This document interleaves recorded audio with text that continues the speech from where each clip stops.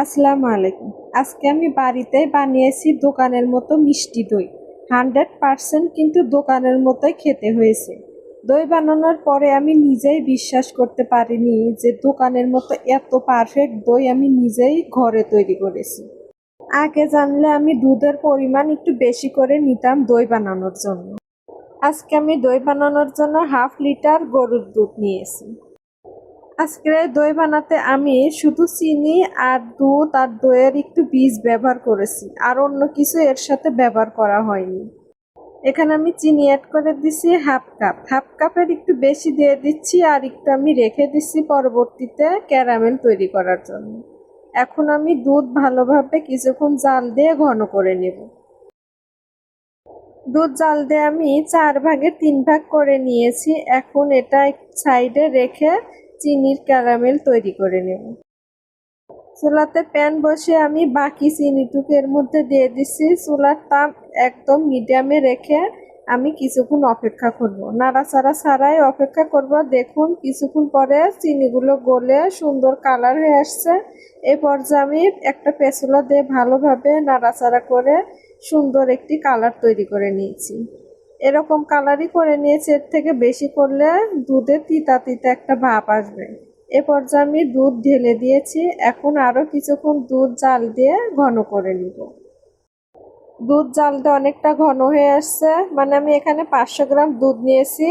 দুধ জাল দিয়ে ঘন করে 250 গ্রাম তৈরি করেছি। এখানে আমি 4 চামচ টক মিষ্টি দই নিয়েছি।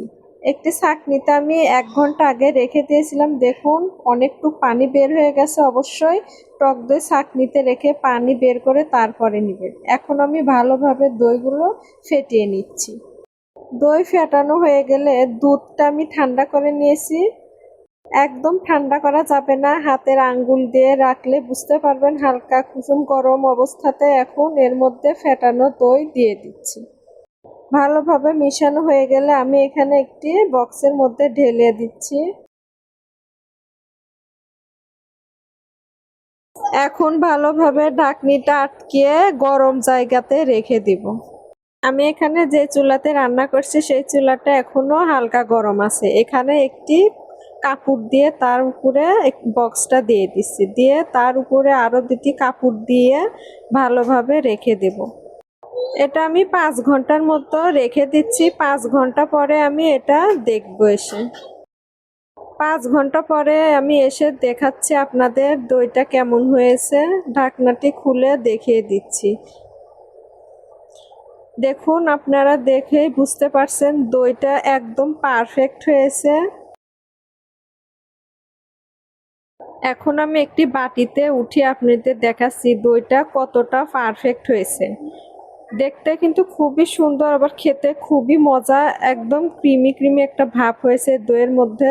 আপনারা এখনো যারা দইটা বানিয়ে দেখেননি অবশ্যই বানাবেন। একদমই সহজ এই দই বানানো।